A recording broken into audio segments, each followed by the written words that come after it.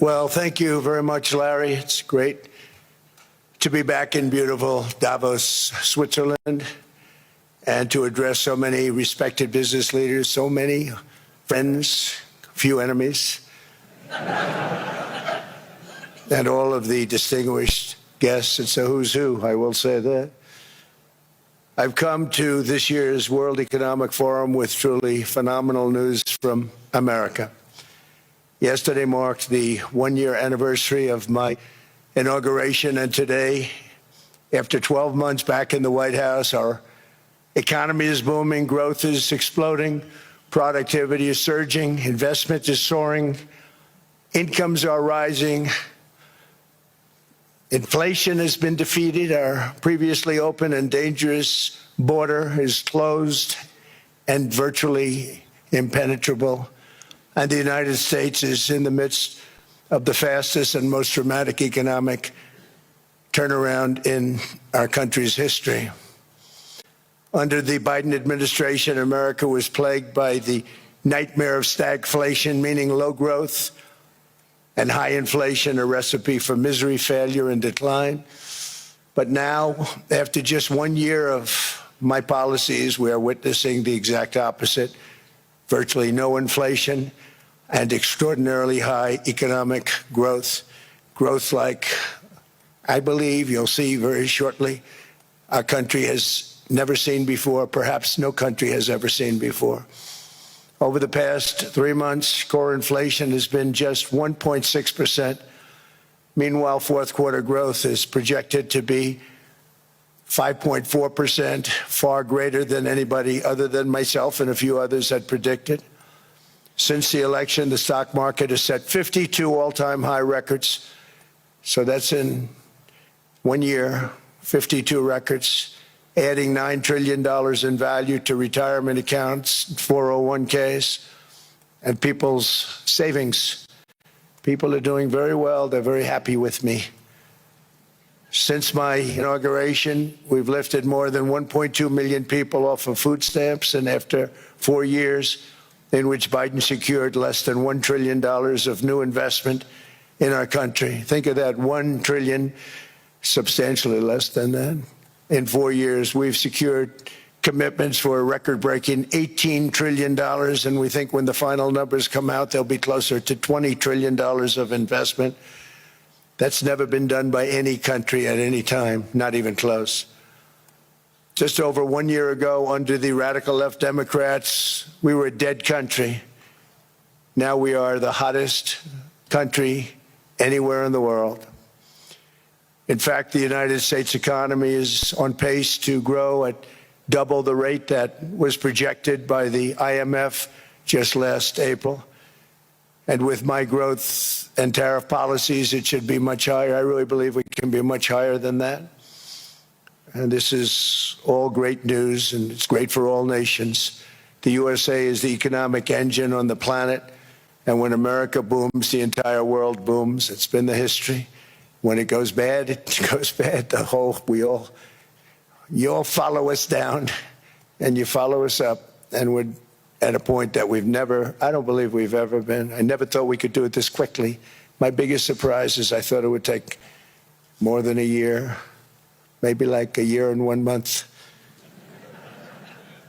But it's happened very quickly. This afternoon, I want to discuss how we have achieved this economic miracle, how we intend to raise living standards for our citizens to levels never seen before, and perhaps how you too and the places where you come from can do much better by following what we're doing, because certain places in Europe are not even recognizable, frankly, anymore. They're not recognizable.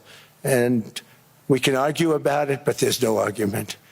Friends come back from different places. I don't want to insult anybody and say I don't recognize it.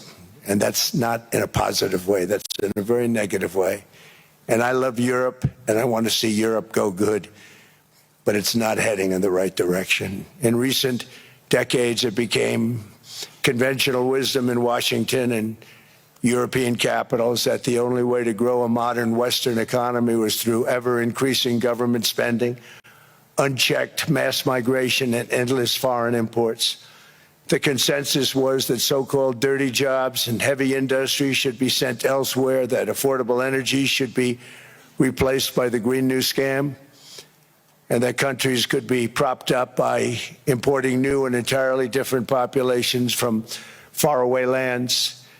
This was the path that sleepy Joe Biden administration and many other Western governments very foolishly followed, turning their backs on everything that makes nations rich and powerful and strong. And there's so much potential in so many nations.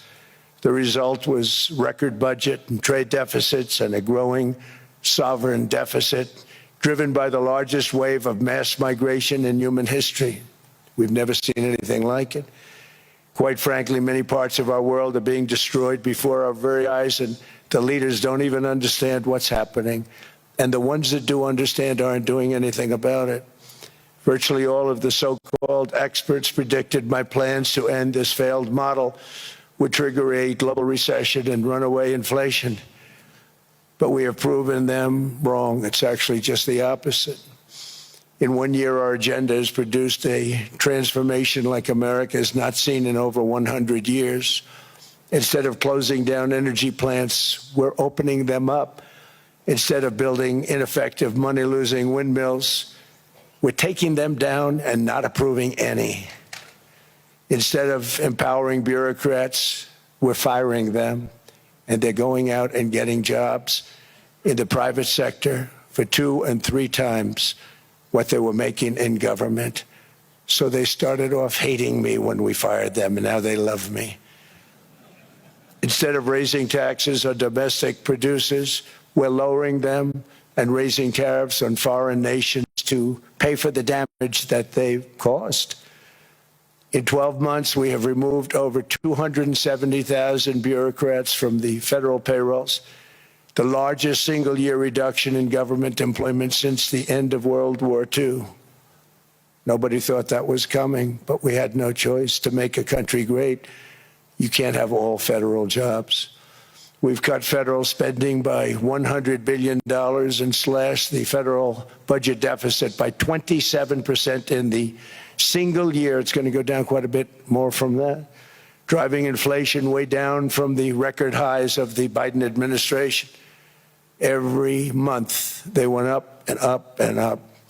I promised to cut 10 old regulations for every single new regulation, but instead I've cut, actually till this point, 129 regulations for every 1 new regulation approved. So every time they come in with a new regulation, we do at least 10, but so far it's averaging out to 129, if you can believe it. In July, we passed the largest tax cuts in American history, including no tax on tips, no tax on overtime, no tax on Social Security for our great seniors.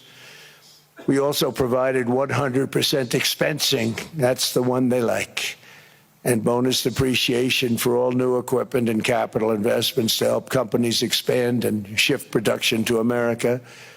They are so in love with that. They build a plant, they're able to deduct it immediately, the whole thing, rather than waiting 38 to 41 years in the old days.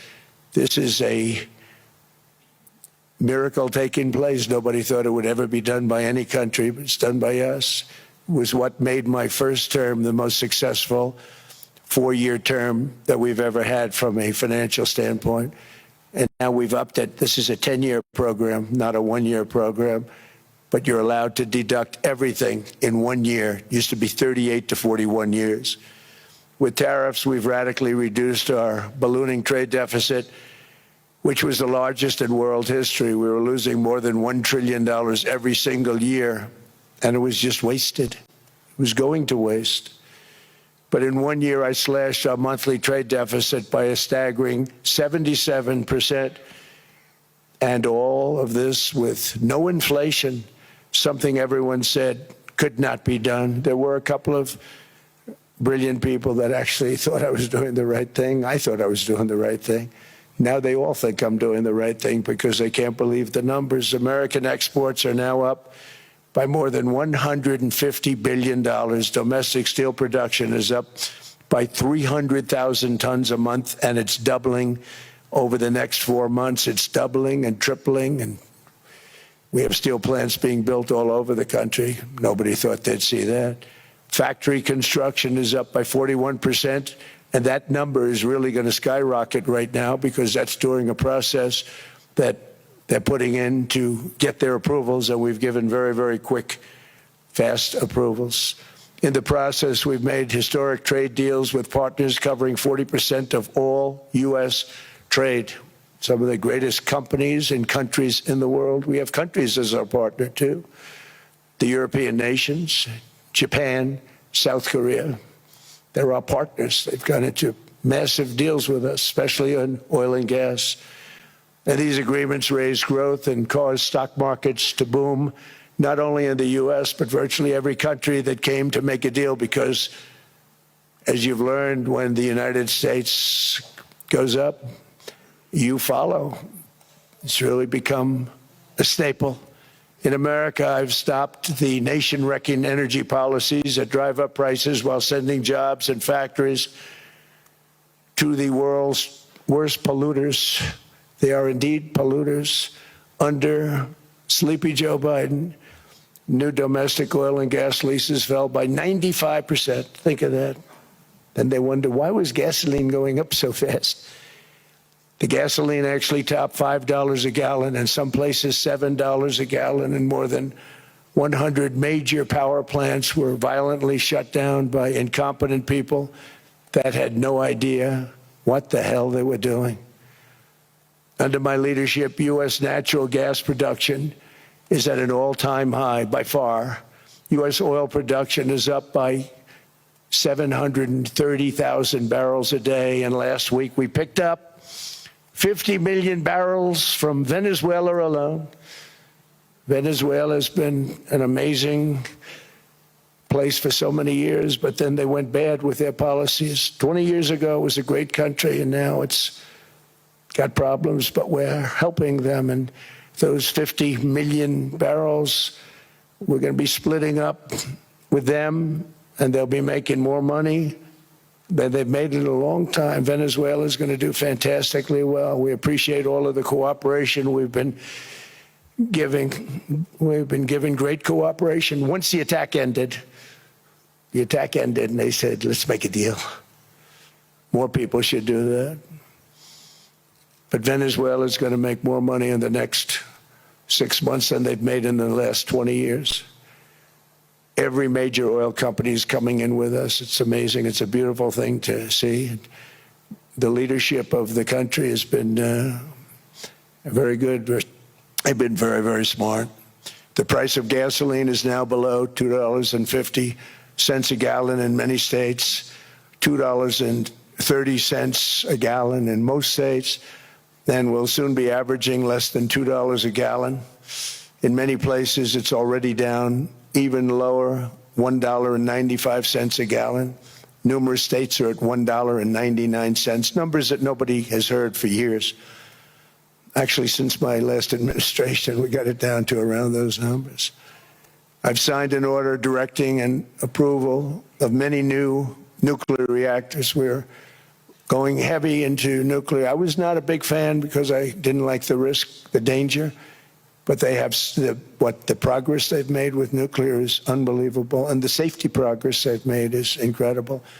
We're very much into the world of nuclear energy, and we can have it now at good prices and very, very safe.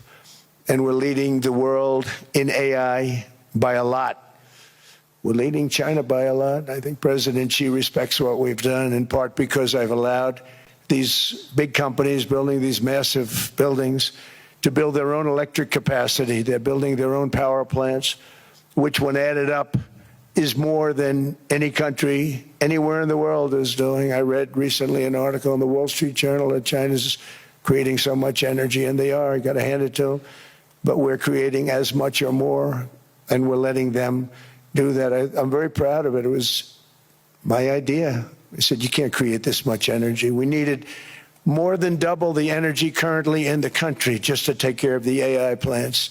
And I said, we can't do that. We have an old grid system. And I came up with the idea, you people are brilliant, you have a lot of money. Let's see what you can do. You can build your own electric generating plants. And they looked at me, they didn't believe me. All of the names that are, I think, in the room right now, if you want to know the truth, they didn't believe it. And I said, no, you can't. They came back 2 weeks and they didn't have the plant. They said, we thought you were kidding. I said, no, not only am I not kidding, you're going to have your approvals within 2 weeks. I always say nuclear will take 3 weeks. But most aren't going that. They're going oil and gas. They're even going coal in some cases. Because of my landslide election victory, the United States avoided the catastrophic energy collapse which befell every European nation that pursued the Green New Scam, perhaps the greatest hoax in history. The Green New Scam, windmills all over the place, destroy your land, destroy your land. Every time that goes around, you lose $1,000. You're supposed to make money with energy, not lose money. Here in Europe, we've seen the fate that the radical left tried to impose on America. They tried very hard. Germany now generates 22% less electricity than it did in 2017. And it's not the current chancellor's fault. He's solving the problem. He's going to do a great job. But what they did before he got there, I guess that's why he got there. And electricity prices are 64% higher. The United Kingdom produces just 1/3 of the total energy from all sources that it did in 1999. Think of that, 1/3. And they're sitting on top of the North Sea, one of the greatest reserves anywhere in the world, but they don't use it. And that's one reason why their energy has reached catastrophically low levels with equally high prices. High prices, very low levels. Think of that, 1/3. And you're sitting on top of the North Sea, and they like to say, well, that's depleted. It's not depleted. It's got 500 years. They haven't even found the oil. The North Sea is incredible. They don't let anybody drill. Environmentally, they don't let them drill. They make it impossible for the oil companies to go. They take 92% of the revenues. So the oil companies say, we can't do it. They came to see me. Is there anything you can do? I want Europe to do great. I want UK to do great. They're sitting on one of the greatest energy sources in the world, and they don't use it. In fact, their electricity prices have soared 139%. There are windmills all over Europe. There are windmills all over the place, and they are losers. One thing I've noticed is that the more windmills a country has, the more money that country loses and the worse that country is doing. China makes almost all of the windmills, and yet I haven't been able to find any wind farms in China. Did you ever think of that? It's a good way of looking at it. They're smart. China's very smart. They make them, they sell them for a fortune. They sell them to the stupid people that buy them, but they don't use them themselves. They put up a couple of big wind farms, but they don't use them. They just put them up to show people what they could look like. They don't spin. They don't do anything. They use a thing called coal, mostly. But China goes with the coal. They go with oil and gas. They're starting to look at nuclear a little bit. And they're doing just fine. They make a fortune selling the windmills, though, and I think really that's one that they wouldn't be surprised if it stopped. They are shocked that it continues to go. They're very friendly with me. They're shocked that people continue to buy those damn things. They killed the birds. They ruin your landscapes. Other than that, I think they're fabulous, by the way. Stupid people buy them. The consequences of such destructive policies have been stark, including lower economic growth, lower standards of living, lower birth rates, more social disruptive migration, more vulnerability to hostile foreign adversaries, and much, much smaller militaries. The United States cares greatly about the people of Europe. We really do. I mean, look, I am derived from Europe. Scotland and Germany, 100% Scotland, my mother, 100% German, my father. And we believe deeply in the bonds we share with Europe. as a civilization. I want to see it do great. That's why issues like energy, trade, immigration, and economic growth must be central concerns to anyone who wants to see a strong and united West, because Europe and those countries have to do their thing. They have to get out of the culture that they've created over the last 10 years. It's horrible what they're doing to themselves. They're destroying themselves. These beautiful, beautiful places. We want strong allies, not seriously weakened ones. We want Europe to be strong. Ultimately, these are matters of national security, and perhaps no current issue makes the situation more clear than what's currently going on with Greenland. Would you like me to say a few words of Greenland? I was going to leave it out of the speech, but I think I would have been reviewed very negatively. I have tremendous respect for both the people of Greenland and the people of Denmark, tremendous respect. But every NATO ally has an obligation to be able to defend their own territory. And the fact is, no nation or group of nations is in any position to be able to secure Greenland other than the United States. We're a great power, much greater than people even understand. I think they found that out 2 weeks ago in Venezuela.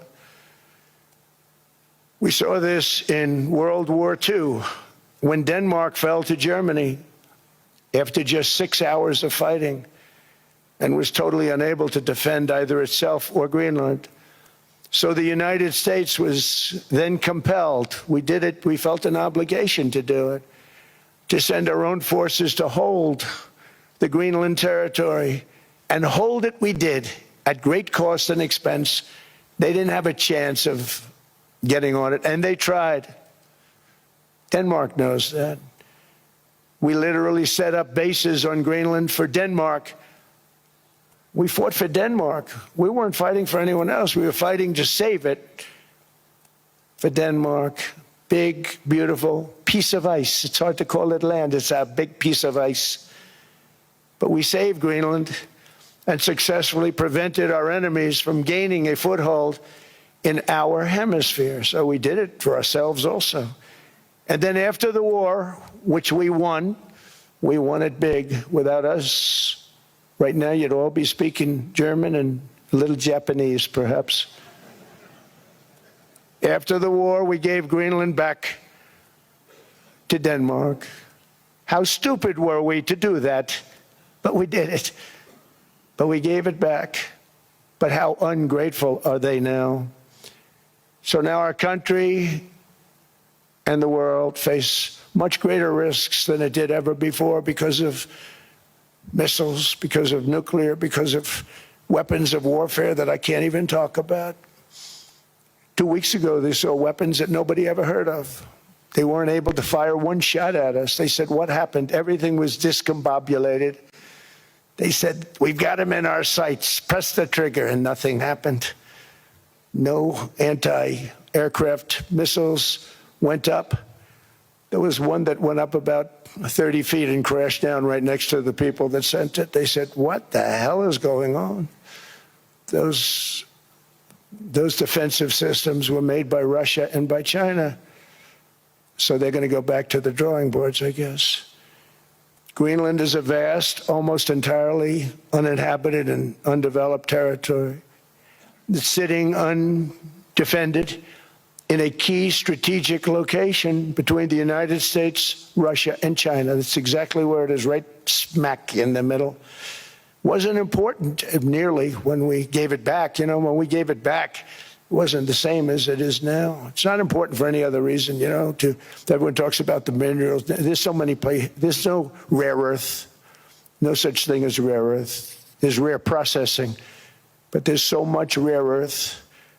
And this, to get to this rare earth, you got to go through hundreds of feet of ice. That's not the reason we need it. We need it for strategic national security and international security. This enormous unsecured island is actually part of North America, on the northern frontier of the Western Hemisphere. That's our territory. It is therefore a core national security interest of the United States of America. And in fact, it's been our policy for hundreds of years to prevent outside threats from entering our hemisphere, and we've done it very successfully. We've never been stronger than we are now. That's why American presidents have sought to purchase Greenland for nearly 2 centuries. You know, for 2 centuries they've been trying to do it. They should have kept it after World War II, but they had a different president. That's all right. People think differently. Much more necessary now than it was at that time, however. In 2019, Denmark said that they would spend over $200 million to strengthen Greenland's defenses. But as you know, they spent less than 1% of that amount. 1%. There's no sign of Denmark there. And I say that with great respect for Denmark, whose people I love, whose leaders are very good. It's the United States alone that can protect this giant mass of land, this giant piece of ice, develop it and improve it and make it so that it's good for Europe and safe for Europe and good for us. And that's the reason I'm seeking immediate negotiations to once again discuss the acquisition of Greenland by the United States, just as we have acquired many other territories throughout our history, as many of the European nations have. They've acquired, there's nothing wrong with it. Many of them, some went in reverse, actually, if you look. Some had great, vast wealth, great, vast lands all over the world. They went in reverse. They're stuck back where they started. That happens too. But some grow. But this would not be a threat to NATO. This would greatly enhance the security of the entire alliance, the NATO alliance. The United States is treated very unfairly by NATO. I want to tell you that. And when you think about it, nobody can dispute it. We give so much and we get so little in return. And I've been a critic of NATO for many years. And yet I've done more to help NATO than any other president by far, than any other person. You wouldn't have NATO if I didn't get involved in my first term. The war with Ukraine is an example. We are thousands of miles away, separated by a giant ocean. It's a war that should have never started, and it wouldn't have started if the 2020 U.S. presidential election weren't rigged. It was a rigged election. Everybody now knows that. They found out. People will soon be prosecuted for what they did. It's probably breaking news, but it should be. It was a rigged election. You can't have rigged elections. You need strong borders, strong elections, and ideally a good press. I always say it. Strong borders, strong elections, free, fair elections, and a fair media. The media is terrible. It's very crooked. It's very biased, terrible. But someday it'll straighten out because it's losing all credibility. Think of it. When I win in a landslide, a giant landslide, won all 7 swing states, won the popular vote, won everything, and I only get negative press. That means that it has no credibility. And if they're going to get credibility, they're going to have to be fair. So you need a fair press. But you also need those other elements. And I inherited a terrible, terrible situation. If you look, the border was open. The inflation was raging. Everything was bad with the United States when I came into office. But I also inherited a mess with Ukraine and Russia, something that would have never happened. And I know Putin very well. He and I would discuss Ukraine. It was the apple of his eye, but he wasn't going to do anything. I said, Vladimir, you're not doing it. He would never have done it. It was terrible what happened. I could see it happening, too. After I left, I could see it happening. Biden had given Ukraine and NATO $350 billion, a staggering sum, $350 billion. I came in, and just like the southern border, just like inflation, just like our economy, I said, wow, this place is in trouble, meaning our country. All of these things were out of control. But the border was out of control. We fixed it with the strongest border anywhere in the world. And I've now been working on this war for 1 year, during which time I settled 8 other wars. India, Pakistan. I settled other wars that were Vladimir Putin called me, Armenia, Azerbaijan, He said, I can't believe you settled that one. They were going on for 35 years. I settled it in one day. And President Putin called me. He said, you know, I can't believe I worked on that war for 10 years trying to settle it. I couldn't do it. I said, do me a favor, focus on settling your war. Don't worry about that one. What does the United States get out of all of this work, all of this money, other than death, destruction, and massive amounts of cash going to people who don't appreciate what we do? They don't appreciate what we do. I'm talking about NATO. I'm talking about Europe. They have to work on Ukraine. We don't. The United States is very far away. We have a big, beautiful ocean separating us. We have nothing to do with it. Until I came along, NATO was only supposed to pay 2% of GDP. But they weren't paying. Most of the countries weren't paying anything. The United States was paying for virtually 100% of NATO. And I got that stopped. I said, that's not fair. But then, more importantly, I got NATO to pay 5%, and now they were paying, and now they are paying. So something nobody said was possible.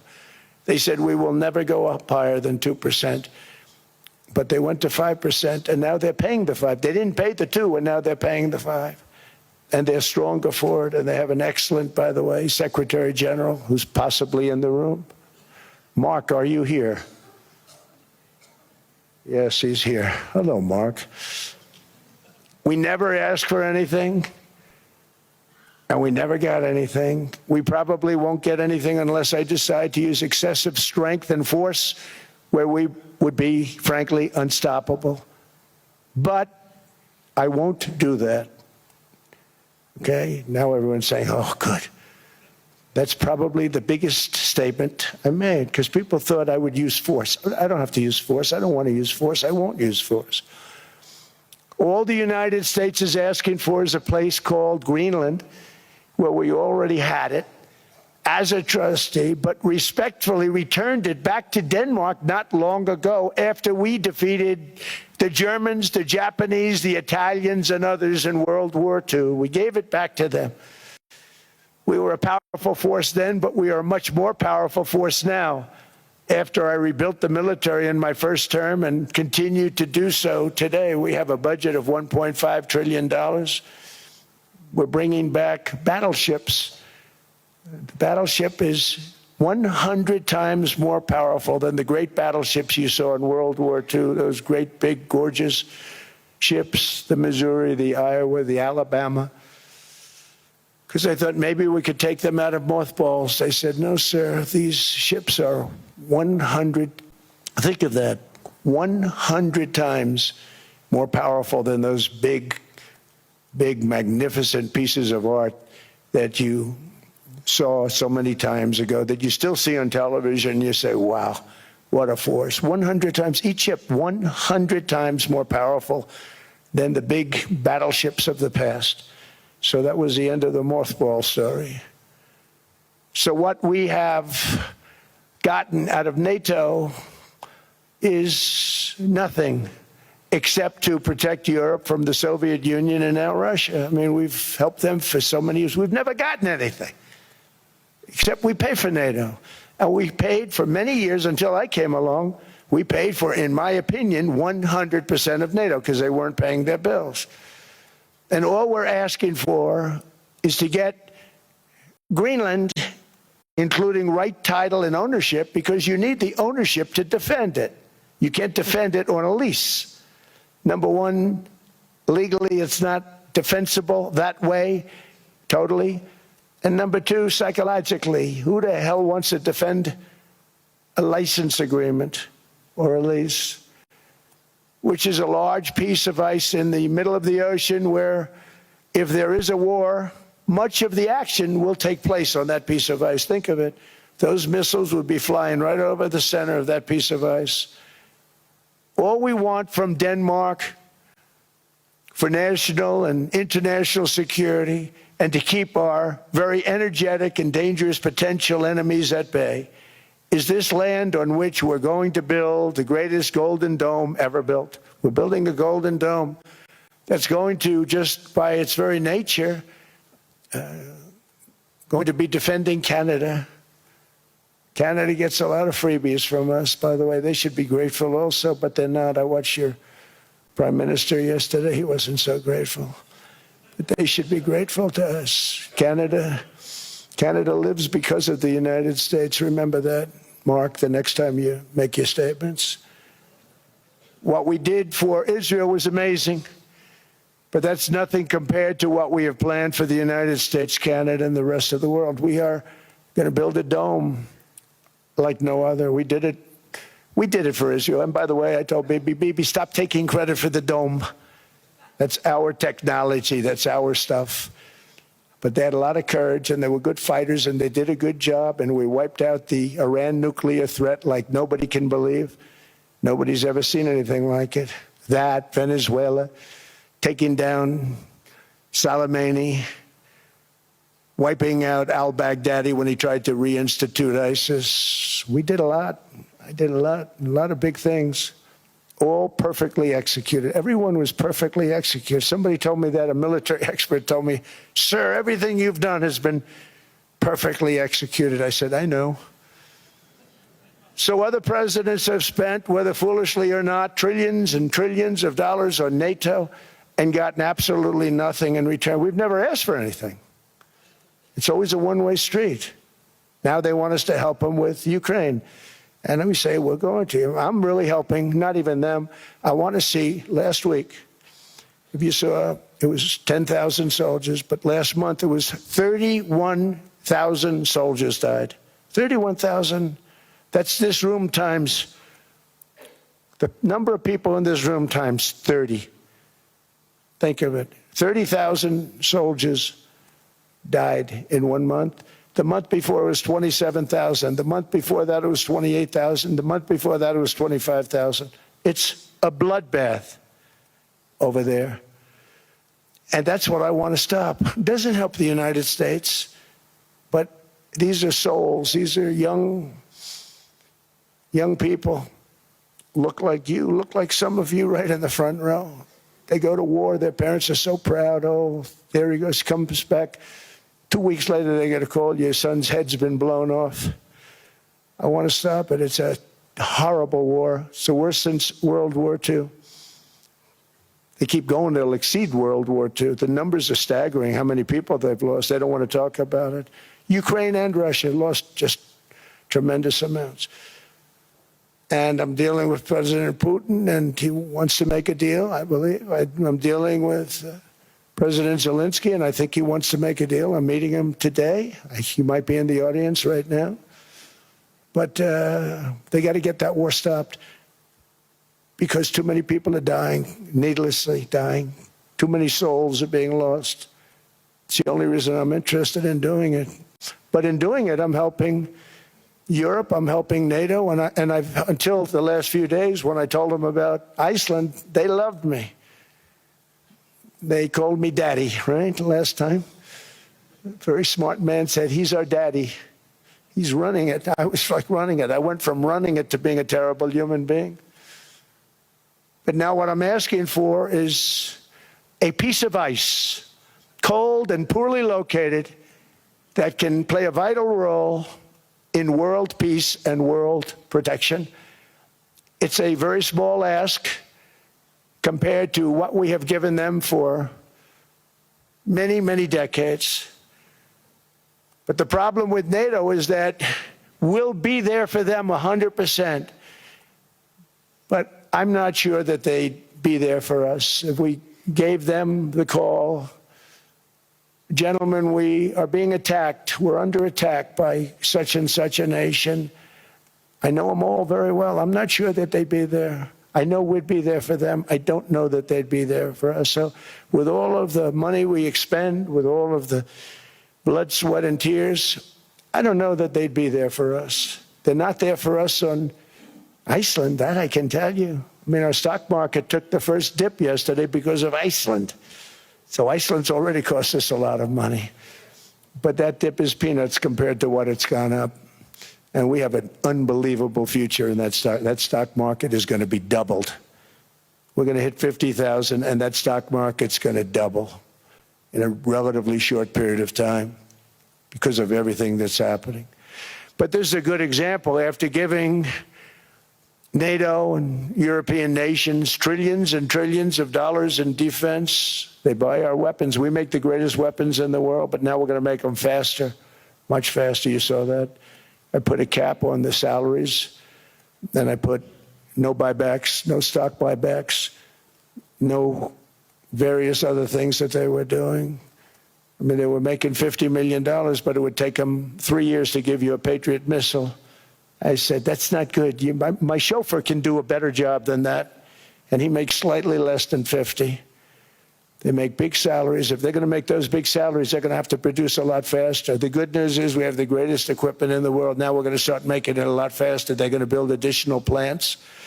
And all of the money that goes into stock buybacks is going to go into building plants. We're not allowing stock buybacks by defense companies any longer. They're going to build new plants to make Tomahawks, Patriots. We have the best equipment, F-35s, F-47, the new one just coming out. They say it's the most devastating plane, fighter jet ever. Who knows? They called it 47. If I don't like it, I'm going to take the 47 off it. I wonder why they called it 47. We'll have to think about that. But if I don't like it, I'm going to take that 47 off. But it's supposed to be the Stage 6. It's supposed to be the first Stage 6 plane, undetectable, like our B-2 bombers were undetectable. They flew right over Iran. They were undetectable. And they did their job, and they got the hell out of there. So we want a piece of ice for world protection, and they won't give it. We've never asked for anything else, and we could have kept that piece of land, and we didn't. So they have a choice. You can say yes, and we will be very appreciative, or you can say no, and we will remember. A strong and secure America means a strong NATO, and that's one reason why I'm working every day to ensure our military is very powerful, our borders are very strong, and above all, our economy is strong, because national security requires economic security and economic prosperity, and we have the greatest that we've ever had. Biden and his allies destroyed our economy and gave us perhaps the worst inflation in American history. They say 48 years, I say forever, but I think 48 years is the equivalent to forever. Whether it's 48 years or ever, it's terrible, costing the typical family $33,000. What they did to this country should never, ever be forgotten. It's early, but he has to be rated as the worst president we've ever had by far. The auto pen did much of the damage. The auto pen, he was the auto pen president, because I don't believe a sane president would have ever signed the kind of things that he signed. But now grocery prices, energy prices, airfares, mortgage rates, rent, and car payments are all coming down, and they're coming down fast. We inherited a mess, but we've done a hell of a job in 12 months. Under my most favored nation policy for drug prices, the cost of prescription drugs is coming down by up to 90%, depending on the way you calculate. You could also say 5, 6, 7, 800%. There are two ways of figuring that. But we have a favored nations policy that every president wanted, no president was able to get. I got it, and other nations approved it. And I had to use tariffs in order to get it, because they said, no way. In other words, a pill that costs 10% in London costs $130. Think it costs $10 in London, costs $130 in New York or in Los Angeles. And I'd say, boy, that's bad. Friends of mine would say, you know, we go to London, you can buy the stuff for nothing. We go all over the world, we can buy it for nothing. Because basically America was subsidizing every nation in the world, because presidents allowed them to get away with it. It became very tough. So when I called up Emmanuel Macron, I watched him yesterday with those beautiful sunglasses. What the hell happened? But I watched him sort of be tough. But he was at $10 for a pill. And I said, Emmanuel, and I have all the big pharmaceutical companies are in total agreement. It wasn't easy, by the way. They're tough, smart. They've been getting away with this scam for a long time. But they gave it up. But they said, you'll never get the countries to approve it. I said, why is that? Because they won't. They always said, we're not paying any more. Get the rest for the United States. So over the years, they stayed the same. We just went up, up, up. And I mean, we would pay 13, 14, 15 times more than certain countries would. So I said, no, they'll approve it 100%. Sir, you'll never get them to approve it. I said, I guarantee you. But I actually started with Emmanuel, who probably is in the room too. And I like him. I actually like him. Hard to believe, isn't it? And I said, Emmanuel, you're going to have to lift the price of that pill to $20, maybe $30. Think of that. That means it's a doubling of prescription drugs. Might be a tripling, might be a quadrupling. It's not easy. No, no, no, Donald, I will not do that.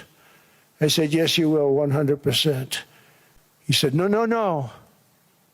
You're asking me to double. I said, Emmanuel, you've been taking advantage of the United States for 30 years with prescription drugs. You really should do it, and you will do it. I have no doubt. In fact, I am 100% sure you're going to. No, no, no, I will not do it. Because, yes, in all fairness to him, he has to double or triple. Because the world being a bigger place than the United States, it's not that you meet in the middle. You just have to go up some, and we come down a lot. They go up a little, we come down a lot. So we're at $130, they're at 10. So they may have to go to 20 or 30.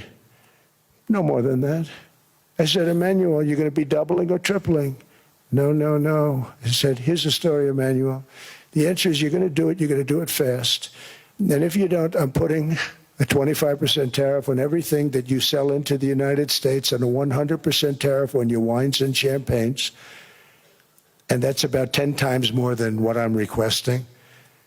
And you're going to do it. I don't want to go public with it, but you may make me do that. No, no, Donald, I will do it. I will do it. It took me, on average, 3 minutes a country, saying the same thing. You will do it. They all said, no, no, no, I will not do it. You're asking me to double the cost of prescription. I said, that's right, because you've been screwing us for 30 years. And they said, we will not do it. I said, that's all right. On Monday morning, we're putting a 25, 30, 50. I gave different numbers for different countries. This is also national security we're talking about. Not fair. We're not going to subsidize the whole world. And every one of those countries have agreed to do it. So one of the biggest things that I've done is the fact that we have now most favored nation. We will pay whatever the lowest price is in the entire world. So our drug prices are going to be coming down by staggering 90%. Again, you could say 1,000%, 2,000%. Depends on the way you want to figure it, but we'll go with the way the fake news likes it better because it sounds, can you imagine a 90% reduction sounds much worse. But drug prices are going to be coming down tremendously in all the nations, and I appreciate them doing it, but they did it. In all fairness, without tariffs, I wouldn't have been able to get it done. After declining $3,000 under Biden, real incomes are up in the United States by $2,000, $3,000, and even $5,000 and more. Home ownership has always been a symbol of health and vigor of American society, but that goal fell out of reach for millions and millions of people in the Biden era because interest rates went up so high. Today, I'm taking action to bring back this bedrock of the American dream. In recent years, Wall Street giants and institutional investment firms, many of you are here, many of you are good friends of mine, many of you are supporters. Sorry to do this to you, I'm so sorry. But you've driven up housing prices by purchasing hundreds of thousands of single-family homes, and it's been a great investment for them. Often as much as 10% of houses on the market. You know, the crazy thing is a person can't get depreciation on a house, but when a corporation buys it, they get depreciation. Okay, that's something we're going to have to think about, too. I don't know if too many people think about that. You buy a corporation, they buy 500 houses. They buy hundreds of thousands. They buy 500 houses. They can take depreciation. A person sweats and works and buys one house they can. But homes are built for people, not for corporations, and America will not become a nation of renters. We're not going to do that.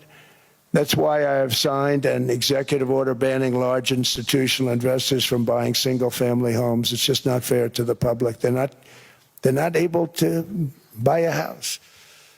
And I'm calling on Congress to pass that ban into permanent law, and I think they will.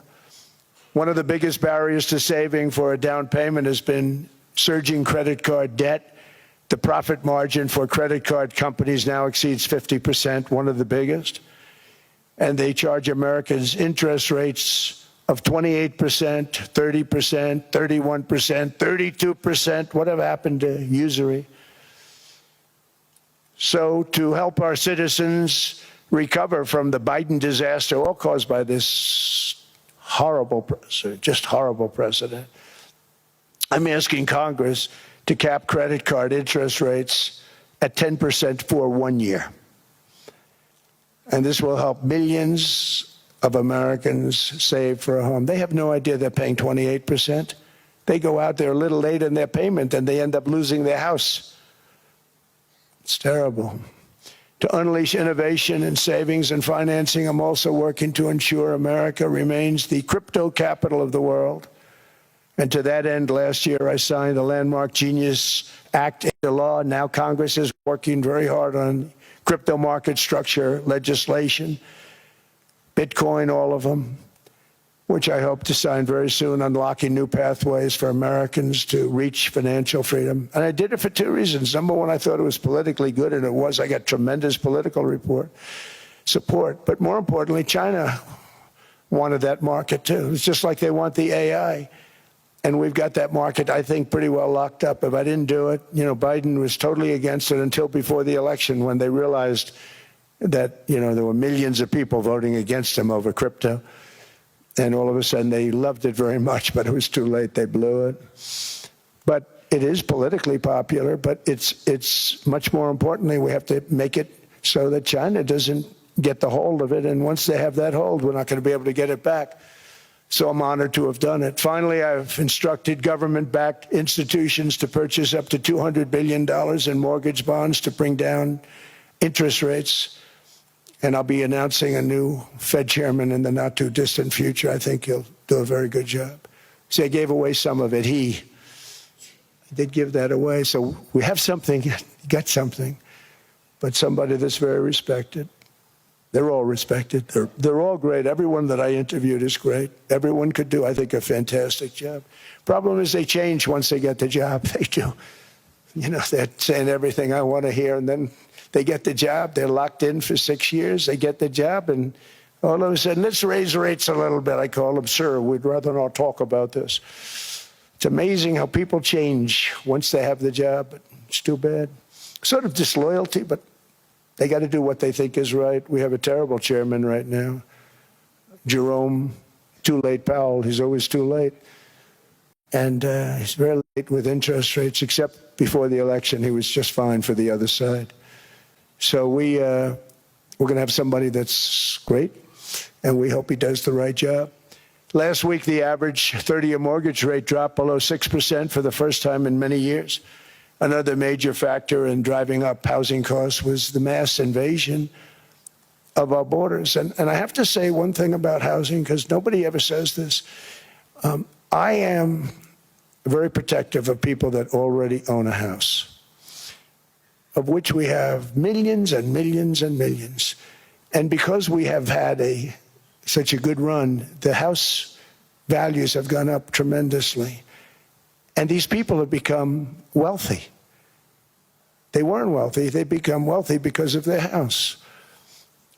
And every time you make it more and more and more affordable for somebody to buy a house cheaply, you're actually hurting the value of those houses, obviously, because the one thing works in tandem with the other. And I don't want to do anything that's going to hurt the value of people that own a house, who for the first time in their lives are walking around the streets of whatever city they're in, very proud that their house is worth $500,000, $600,000, $700,000. Now, if I want to really crush the housing market, I could do that so fast and people could buy houses, but you would destroy a lot of people that already have houses. In some cases, they've mortgaged their house, and the mortgage would be very low. And all of a sudden, the mortgage without any changes becomes very high, and they end up losing the house. I'm not going to hurt, and I speak with Scott, who's doing a fantastic job, and Howard, who's doing a fantastic job, and all of my people. And I always say, look, you know, I can crush the hell out of the market. We can drop interest rates to a level, and that's one thing we do want to do. That's natural. That's good for everybody. You know, the dropping of the interest rates, we should be paying a much lower interest rate than we are. We should be paying the lowest interest rate of any country in the world, because without the United States, you don't have a country. I mean, I had a case with Switzerland. We happened to be in Switzerland. Maybe I'll give you a quick story. But they were paying nothing. They make beautiful watches, great watches, Rolex, all of them. They were paying nothing to the United States when they sent their product in. And we had a $41 billion deficit. $41 billion with this beautiful place. Flew over it, isn't it nice? So I said, let's put a 30% tariff on them so that we get back some of it, not all of it at all. We'd still have a deficit, big deficit. We had 41 million. That's a big deficit. And I said, let's put a tariff on. Different tariffs, different places. You're all party to them. In some cases, victims to them. But in the end, it's a fair thing. And most of you realize that. But we put a 30% tariff on Switzerland, and all hell broke loose. They were calling, I mean, like you wouldn't believe. And I know so many people from Switzerland, incredible place, incredible, brilliant place. But I then realized that they're only good because of us. And there's so many other examples. I mean, us, probably other places, but a majority of the money they make is because of us, because we never charged them anything. So they come in, they sell their watches, no tariffs, no nothing. They walk away, they make $41 billion on just us. So I said, no, we can't do that. So I'm going to bring it up. I still would have a deficit pretty substantial, but I brought it up to 30%. And I guess Prime Minister, I don't think President, I think Prime Minister called a woman, and she was very repetitive. She said, no, no, no, you cannot do that, 30%. You cannot do that. We are a small, small country. I said, yeah, but you have a big, big deficit. You may be small, but you have a bigger deficit than big countries. He said, no, no, no, please, you cannot do it. Kept saying the same thing over and over. We are a small country. I said, but you're a big country in terms of, and she just rubbed me the wrong way, I'll be honest with you. And I said, all right, thank you, ma'am, appreciate it. Do not do this. Thank you very much, ma'am. And I made it 39%. And then all hell really broke out. And I was paid visits by everybody. Rolex came to see me. They all came to see me. But I realized, and I reduced it, because I don't want to hurt people. I don't want to hurt them. And we brought it down to a, lower level. Doesn't mean it's not going up, but we brought it down to a lower level. But they pay now, tariff. But I realized that we have many places like that where they're making a fortune because of the United States. Without the United States, they wouldn't be making anything. Think of it. Switzerland made $41 billion on us. And as she said, it's a small place.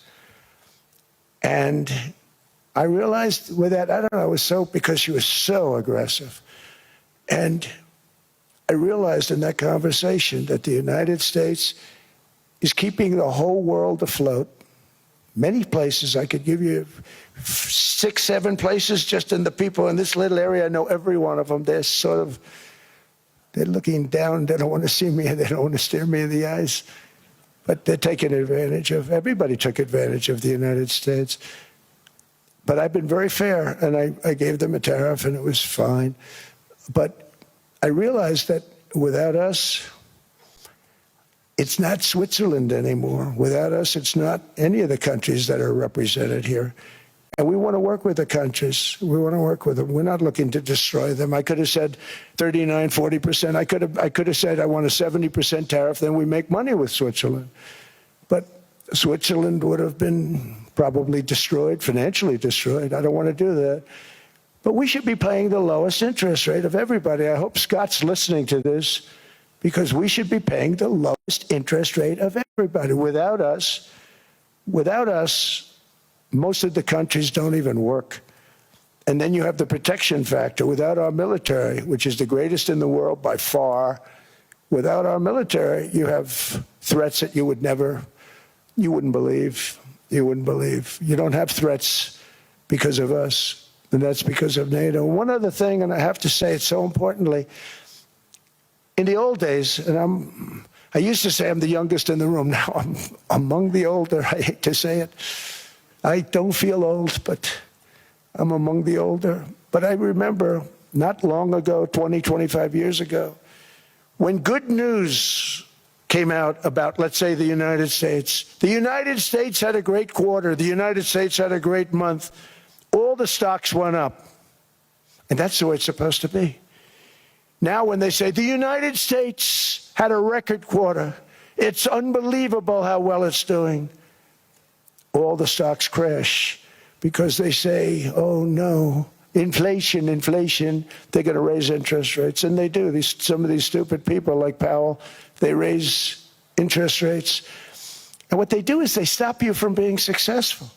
It used to be when we had a great quarter, a great month, great earnings, great anything, any good news, the stock market went up. That's the way it's going to be. We got to do that again, because that's the way it should be. Now when we have a great month, they want to kill it.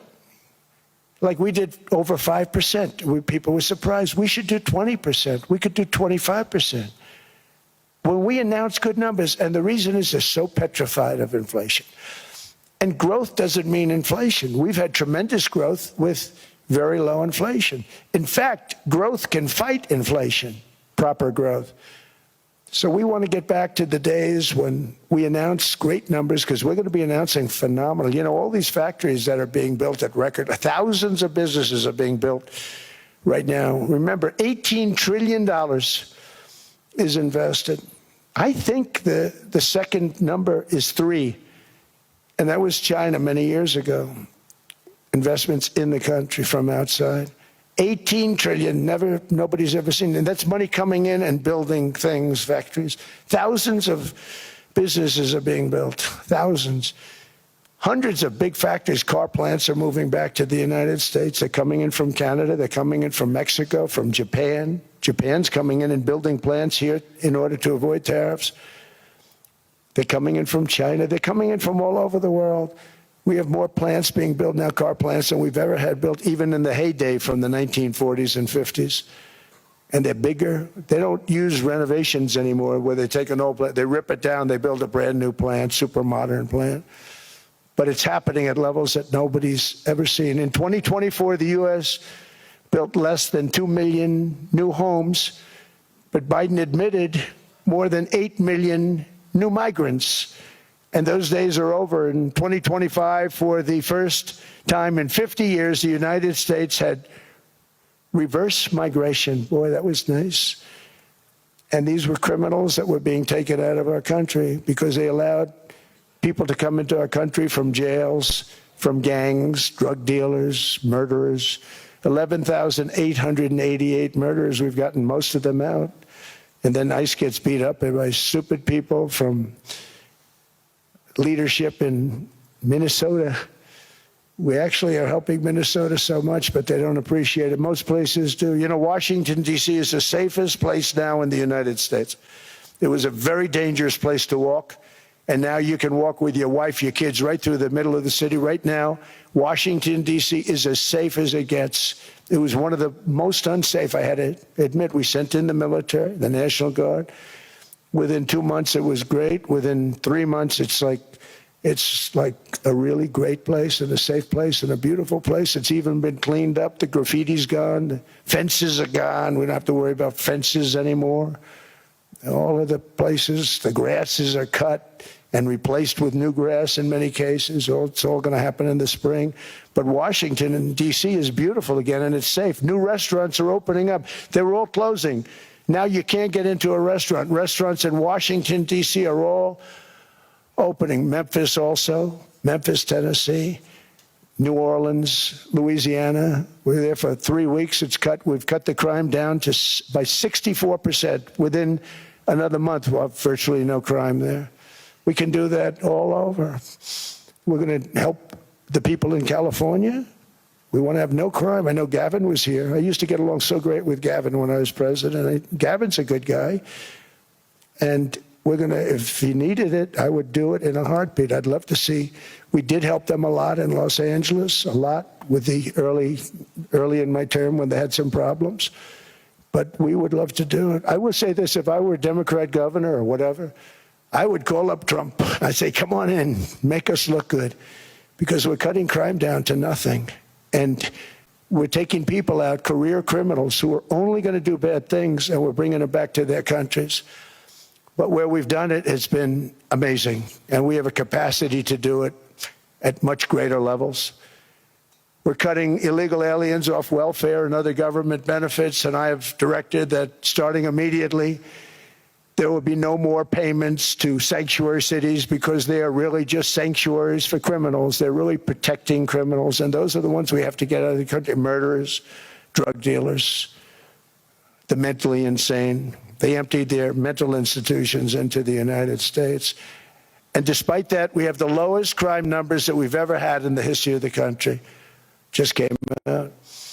But equally importantly, we're cracking down on more than $19 billion in fraud that was stolen by Somalian bandits. Can you believe that Somalian? They turned out to be higher IQ than we thought. I always say these are low IQ people. How did they go into Minnesota and steal all that money?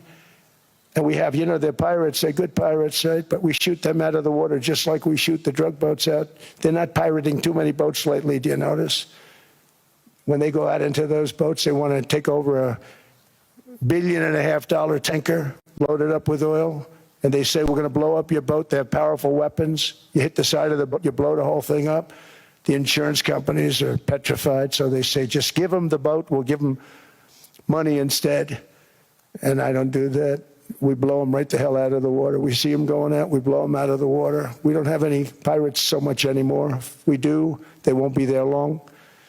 We've cut down with the hitting of the boats that are loaded up with drugs, including submarines. Can you believe they actually buy small, they call mini subs, very fast. They're meant for drugs. We've knocked out 2 of them. The Democrats say they were fishing. You have ruined somebody's fishing weekend, I would say. A submarine is not a fishing boat. You don't fish. But we've knocked down drugs by water, the oceans, the sea, by 97.2%. Think of that. And I actually say, who the hell are the 3%? Because I would not want to be piloting one of those boats. We knocked them down, and now we're going to start on land. We're going to knock it all out. The land is the easy part. What we did on sea is incredible, and that's our great military. The situation in Minnesota reminds us that the West cannot mass import foreign cultures which have failed to ever build a successful society of their own. I mean, we're taking people from Somalia, and Somalia is a failed, it's not a nation. Got no government, got no police, got no military, got no nothing. And then we have this fake congressperson who they just reported is worth $30 million. You believe this? Ilhan Omar, talking about the Constitution that provides me. She comes from a country that's not a country, and she's telling us how to run America. Not going to get away with it much longer, let me tell you. The explosion of prosperity and conclusion and progress that built the West did not come from our tax codes. It ultimately came from our very special culture. This is the precious inheritance that America and Europe have in common. We share it. We share it, but we have to keep it strong. We have to become strong, more successful and more prosperous than ever. We have to defend that culture and rediscover the spirit that lifted the West from the depths of the Dark Ages to the pinnacle of human achievement. We live in an incredible, changing period. It's an unbelievable time, but we have to take advantage of the time that we're in. In our hands are technologies that our ancestors could scarcely have. I mean, they couldn't have even dreamt some of the things that we see today. And so rapidly they're produced. I mean, AI, 2 years ago, nobody ever heard of the term, and now everybody's talking about it. And it can have some very good purpose. It could also have some dangerous purpose, and for that we have to watch out. But some tremendous things are happening because of it. And we're leading by so much. We're doing so well. But opportunities that are bigger and grander than ever before in human history are right before us. It is the pioneers in this room. Many of you in this room are true pioneers. You're truly brilliant people. Just your ability to get a ticket is brilliant because you have about 50 people for every seat. I don't know what. That's Larry. Everything Larry touches turns to gold. He made this very successful. But you're in this room, and some of you are the greatest leaders anywhere in the world. You're the greatest brains anywhere in the world. And the future is unlimited, and to a large part because of you. And we have to protect you, and we have to cherish you. I always say we have to cherish our brilliant people because there aren't many of them. So together with confidence, boldness, and persistence, let us lift up our people, grow our economies, defend our shared destiny, and build a future for our citizens that is more ambitious, more exciting, more inspiring, and greater than the world has ever seen. We're in a position to do things that nobody else has ever even thought of before. And many of the people in this room are the ones that are doing it. And I want to congratulate you, and I'm with you all the way. You can do things that nobody else can even think about. So I congratulate you on your tremendous success. And the United States is back, bigger, stronger, better than ever before. And I'll see you around. Thank you all very much. Thank you very much.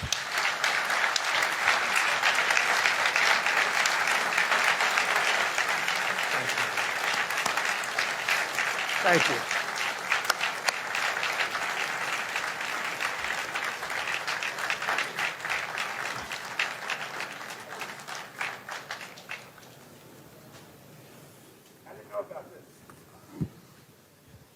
This was supposed to be a nice fire chat, Mr. President. Yes, good.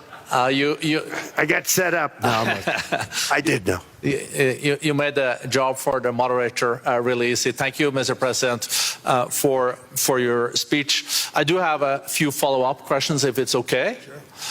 I don't think I should start with Greenland, maybe. I'll start with the economy. The U.S. economy is doing really, really well. But how to sustain this growth moving forward? Because there's always a recession looming around the corner. Well, you know, the one thing about economies and recessions is sometimes you get hit unexpectedly and there's nothing you can do about it. All brilliant people, but there's nothing. One example was COVID. We had an economy going at levels like nobody had ever seen my first 2.5, 3 years. And then I heard the word pandemic, not COVID. They came up with that name over a period of time. We won't get into that. But I heard the word pandemic. And I had a poll come out that was so strong just prior to that. And I was with the two best pollsters, McLaughlin and Fabrizio. And they said, sir, George Washington and Abraham Lincoln, if they came back and ran as president and vice president, they couldn't beat you. And then what happened is the following day, I was told to stay tuned because there's something really bad happening in China. There are bodies laying all over Wuhan, right around that certain building that we talk about. I always said it came from Wuhan. It did come from Wuhan. And they were body bags. We saw it by satellite. And they said, there are strange things happening in China. And so it began. And we ended up with the COVID, and the whole world suffered. We did a phenomenal job. I don't think we got the credit we deserved. We did something that Operation Warp Speed, which some people say was one of the greatest military feats ever. We did a great job. Used our military, used a lot of people. But sometimes you get hit with things, nothing you can do. You get hit with things like that unexpectedly. and we got through it. And when I left, the stock market was higher than it was previous to the COVID coming up. And I called it a great achievement. But things happen, bad things happen. The things that we can stop are wars if we're smart. That we can stop. Those are a matter of being intelligent and having intelligent people on the other side. Because wars are the worst of all. Wars are worse than anything. But we can stop wars because that's sort of up to us. But things like dust flying in the air, wherever COVID comes from or whatever comes, sometimes you have to be a little bit lucky. But we are poised to have an economy like no other, not only in this country, but anywhere. And you know, when you hear the kind of numbers that I can tell you that Scott Bessent was with me the other day, and he's looking at numbers. He said, I can't. And that's all he's done his whole life, pretty much your whole life. Scott, you weren't going to be a football player, I don't think.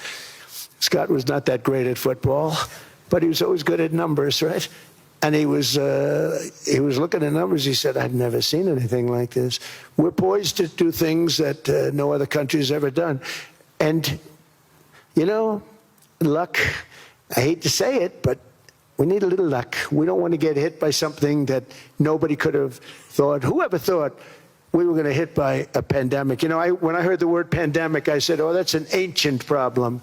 World War I, they lost 100 million people. It actually ended World War I. A lot of people don't know. The Spanish flu in World War I ended the war because all the soldiers were sick. The soldiers were so sick on both sides, and that war was raging, and they were all dying from the Spanish flu. They were sick as dogs. They couldn't fight. So, you know, you don't know how that would have turned out. But so we do, I mean, subject to that, and I always have to put a caveat in for it, but we're poised to have the greatest growth of any large country, I think any country that there's been. When you look at what's happening in the United States, it's really amazing. Thank you. One thing that maybe keeps you up at night, I know you don't sleep that much anyway, Mr. President, is the debt. The U.S. debt is high, is now the biggest expenditure on your budget. How to get out of that impasse?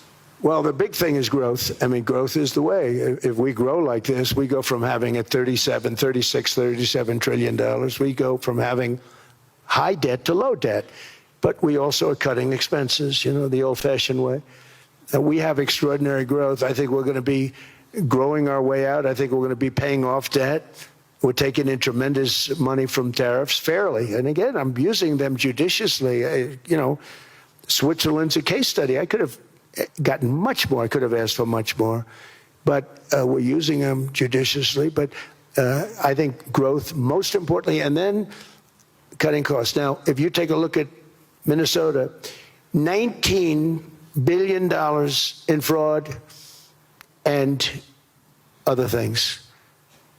People going to airports, they came into the country, they don't have 10 cents, and they're leaving with hundreds of thousands of cash in their bags. When we get to that, and our DOJ, Pam, and Todd, and all the people that work over there, and all of the people that work in here, I can tell you, Scott Bessent is working on that. It's a priority, right? You have your whole team. We're in there looking for where this money is coming from, how much it is.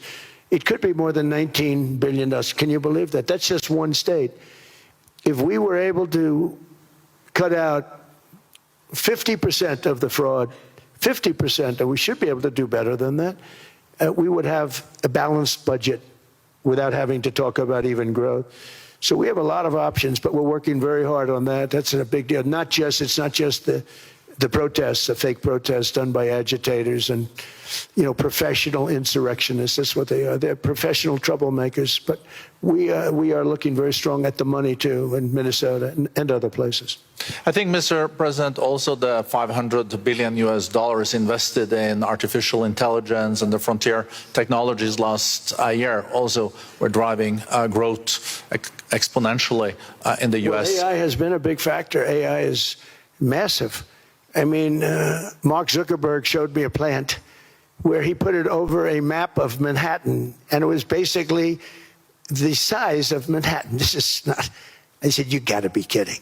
It's a plant that was miles long, miles wide, very high. I don't think it was high like the Empire State Building, but it was high. And it literally covered most of the island of Manhattan. That's called a big plant. And, when I heard they're going to spend $50 billion building it, I said, if you spend $50 million, you can build a nice little shopping center. If you spend $500 million, you can build a good shopping center. But how do you spend $50 billion? When I looked at this thing, I said, you think you'll be able to do it for that? It's amazing when, some of the plants that I see, and I see them all. And again, so big is we're letting them build their own electric generation. This way we have no problem. And otherwise they'd be complaining. There'd be nobody able to, we have an old grid system. And not only that, they're going to sell at a very cheap price the excess electricity that they create back into our grid. So that'll solve some problems for certain states that don't have enough electricity. We also know that on the AI, there is fierce competition between the US as the largest economy in the world, 27% of the global GDP and 5% of the global population, not doing that badly, and China. And we know that competition is very tough on AI. I know you're heading to a state visit to China in April. How do you see the US-China relationship moving forward? Are you able to combine this tough competition with also collaboration? So I've always had a very good relationship with President Xi and with President Putin. Talk about, the larger powers. But I've always had a very good relationship with President Xi of China. He's an incredible man. What he's done is amazing. He's highly respected by everybody. And I do now. Now I have good. It was very severely interrupted by COVID. I used to call it the China virus, but he said, do you think you could use a different name? And I decided to do that because why should we have a problem over that? But I would do that, and they were. You're a true diplomat, huh? I became a diplomat for the first time. Well, who taught me that? Marco Rubio. He said, let me teach you about diplomacy. Hey, any guy that gets approved by 100% of the votes, think of it, he got liberal Democrats and radical right Republicans to approve him. He's the only one. The next one was lost 45 votes, right? But he got all 100 votes voting for him. And at first I wasn't happy about it. I said, wait a minute, I don't like that. And now it turns out that the Democrats probably wish they didn't do that. And Marco has been fantastic. Marco, stand up, please. You have done a great job as Secretary of State. He's going to go down as the best Secretary of State. And Scott, and we have Susie, who's the first female Chief of Staff, and she's the best Chief of Staff, too. And I see Howard Lutnick, who I know spoke, and Howard's fantastic. Some of the deals we're doing are great. And I want to pay particular attention because we have Chris. And Chris, you got up and spoke, I think. He's the #1 oil man in the world because I was going to put Doug Burgum, who's fantastic. I don't know if Doug's here. Is Doug here? Doug Burgum is fantastic. He said, sir, there's one man better than me. And he introduced me to Chris. And he turns out to be. So we're drilling more oil and gas now than we ever have by almost double. Is that right, Chris? And on top of it, we get a lot coming out of Venezuela. So anyway, so we're doing great. The country is just doing great. We have great people. Thank you. And I see other people. We have Steve Witkoff. We have Jared. I got so many people. I'm in trouble because when I go back, they're going to be people with long faces. Sir, you didn't introduce me. I got so many people. And we have a lot of the greatest people anywhere in the world. I know them all. So I won't continue because we'd be here all day. Thank you, Mr. President. We also know that you're a deal maker, and then maybe coming back to Greenland and Ukraine. What kind of deal in the end do you see between the U.S. and Denmark? Because, I guess you see it now as a negotiation going on, or? Well, it's costing Denmark hundreds of millions a year to run it. And Denmark's a small country and wonderful people. But, it's very expensive. It's a very big piece of ice. And it's very important. I mean, I don't want to repeat the speech, but it's very important that we use that for national and international security. That can create a power that will make it impossible for the bad guys to do anything against the perceived good ones. And it's a great block for Europe, just like, Denmark was supposed to spend hundreds of millions of dollars. They didn't spend the money. They didn't spend anything almost. And we'll see what happens. I just say this. NATO has treated the United States of America very unfairly. We never asked for anything. We never got anything. We actually took care of the needs of NATO for years and years, which I felt was always unfair. So I got NATO to pay because they're rich countries.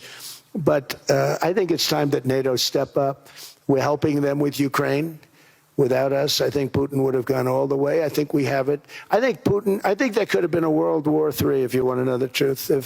If Kamala was elected, or Joe, any one of those, those thinkers, I think you could have ended up in World War III. And I will say Steve Witkoff has been dealing incredibly with, but we're not going to have World War III. We want to get it stopped, but we're not going to have World War III. I think if I wasn't elected, I think that could have evolved into World War III. It was a very, very bad situation, and it still is, but it's not that kind of bad. It's bad because so many young people are being killed. How close do you think there is on an agreement on Ukraine? I had the pleasure of speaking with Steve Witkoff and Jared Kushner yesterday. I know they're working hard on it. I know that they're also traveling now. Do you see this very close or still? Well, I hate to say it. I thought that was going to be so. I settled 8 wars plus. And I thought that was going to be one of my easier ones. Not the easiest. Some I settled in a matter of hours because I'm good at that stuff. The United Nations should be doing this. I shouldn't be doing it, but it doesn't matter. It's got to get done, saving a lot of lives. We're saving millions of lives. With Ukraine, Russia, there's tremendous hatred between President Zelensky and President Putin. That's not good. That's not good for settlements. We know from dealing. There's abnormal hatred. With that being said, I think Russia wants to make a deal. I think Ukraine wants to make a deal. And we're going to try getting a deal done. I think, Steve, I can say that we're reasonably close.